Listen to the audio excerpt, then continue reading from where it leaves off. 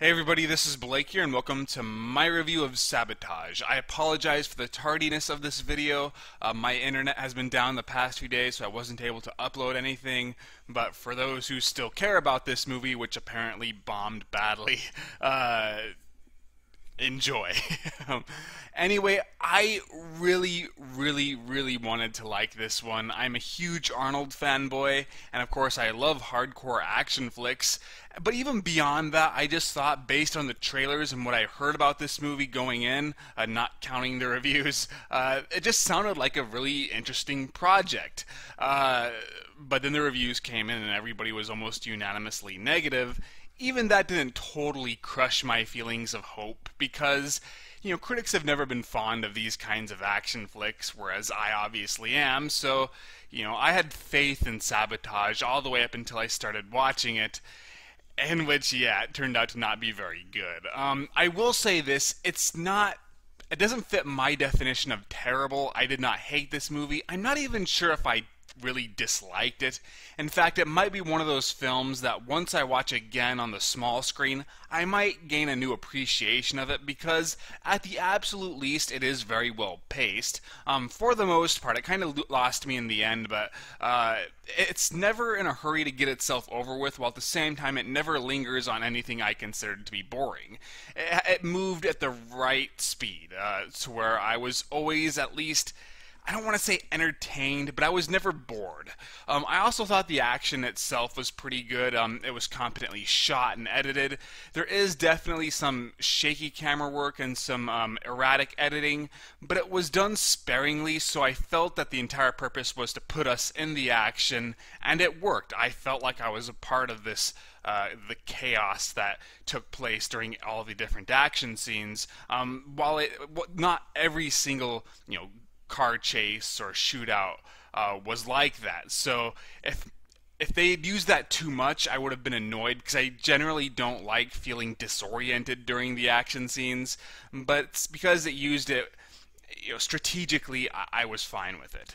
I also loved how gratuitously violent this movie was. It's incredibly gory. It's actually really sleazy in general, and that sort of helped contribute to this film's identity.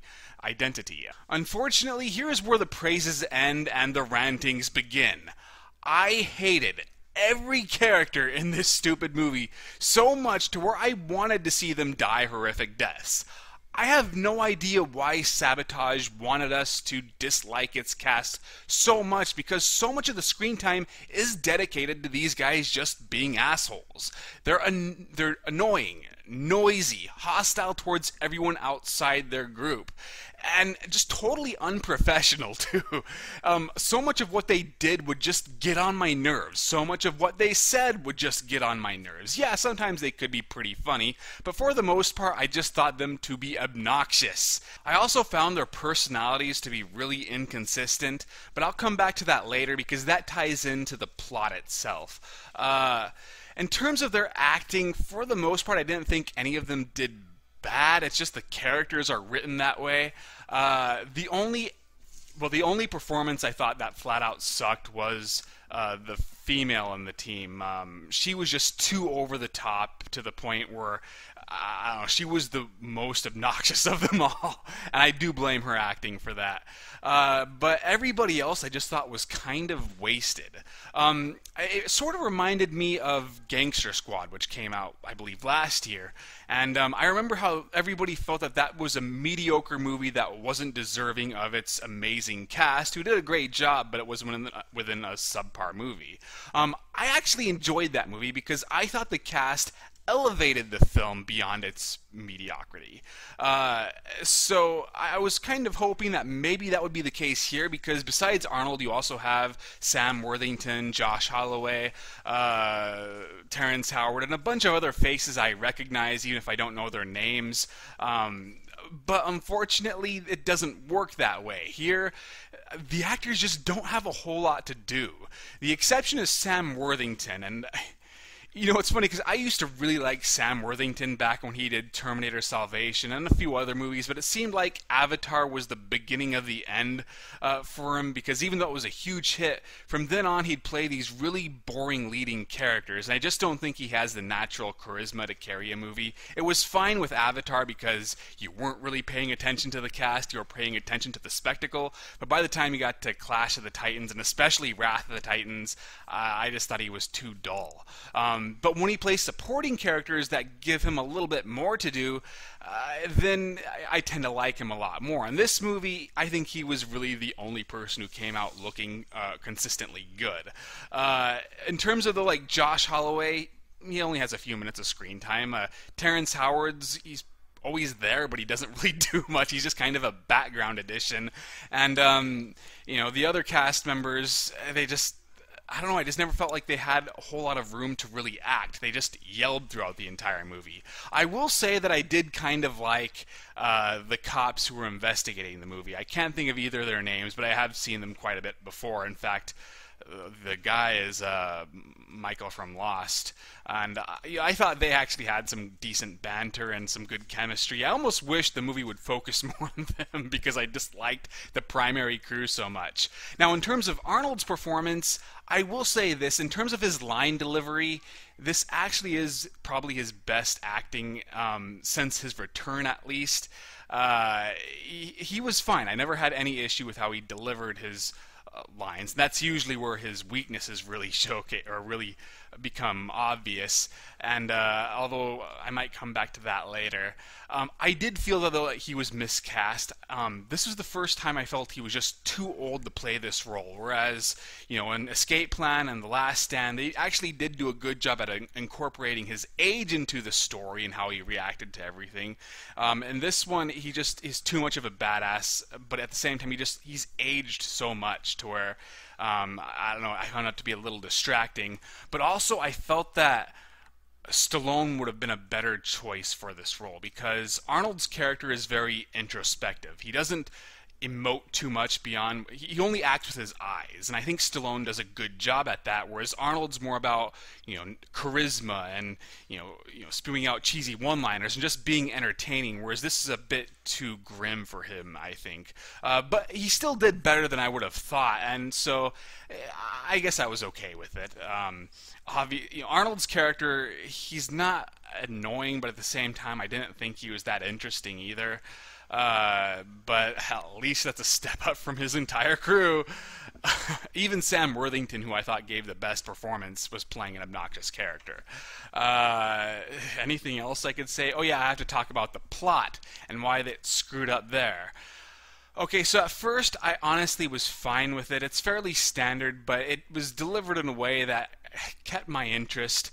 But during the second half is when the film started to really come undone because they realized that the villain might be one of their own. And, considering that the only thing that we're supposed to appreciate about these characters is their loyalty to each other, that's where we realize that there's absolutely no reason to care for any of these characters. But it's the way they started to suspect each other that I just didn't buy. One scene, they're perfectly happy together, there isn't any tension whatsoever, and the next scene, they're all at each other's throats. That's just too quick, there's no development. And because all the time was spent on making these characters unlikable, they should have spent more time on their relationships with each other, which would make this matter a lot more. But also, when it came down, when it started moving to the finale, the exposition was dropped in such a too fast way to where I'm not entirely sure what really happened. Who did what? When did this event occur? Because we find out that, something we thought was currently going on had actually been resolved much earlier. And I can't, of course, spoil that. But so I was left, huh? These characters, their reactions to the situation at hand just didn't feel believable because the film just did such a poor job at explaining them and getting us to understand them, even if we aren't supposed to like them. And then the finale itself, the final scene, felt like it belonged in a totally different movie. It felt like it belonged in just a normal Arnold Schwarzenegger action flick. And I don't know for sure, but I suspect that there was some studio interference that maybe it really seemed like the movie was going to end in a much different way, but then I don't know if it was bad test screenings or the studio wanted something safer, but the ending just felt totally out of place. Not bad in itself, but just it didn't fit with the rest of the movie. Another point I need to bring up that I almost forgot was there are a few times where the editing can be really confusing. And I'm not referring to the action, I'm referring to the story placement because there will be a scene where, alright, so like Arnold and a girl, they're trying to find this guy, and then they'll cut to this guy, and he's looking around, and you're wondering if there's going to be some sort of confrontation there. But it turns out that those two shots are occurring at different times. So when they show the guy, that actually was earlier before Arnold and the girl arrived. And that to me just was often confusing, even if it was intentionally trying to throw misdirection on us. I don't know. I didn't like that because it just left me once again thinking, huh? So overall, the movie is tolerable as an action flick, but because I think there was a lot of potential with the story, it could have been a lot better. I mean, this movie had no excuse. It had a talented director. Okay, it was written by the guy who did that stupid Die Hard movie that I hated, but I do like the director, even though I thought End of Watch was really overrated.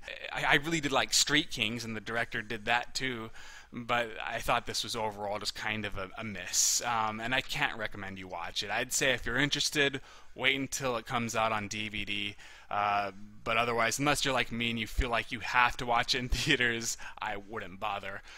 So I did not do a written review of this, but I did do written reviews of the first 7 Dragon Ball Z movies, so read those, as well as The Roost, horror film that was directed by the guy who did The Innkeepers and House of the Devil. So I'd appreciate if you give those a look.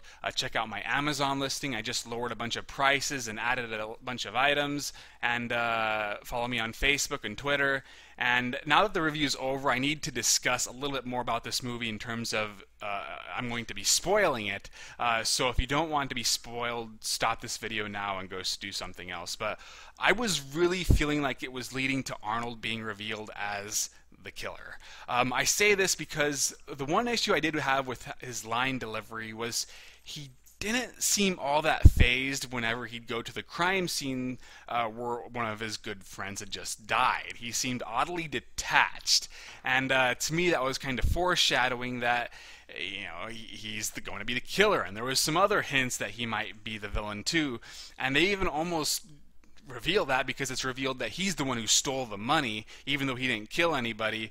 But even then, I didn't really buy that either because you'd think $1 million would be enough to buy all the information you need in Mexico, but whatever. But they instead changed it, or maybe it was never like that. But I felt like that was where they were going with Arnold Schwarzenegger's character, but then they copped out the last minute. But it wasn't a good movie, so why would it have a legitimately good twist? So that is all I have to say. I'll see you guys later.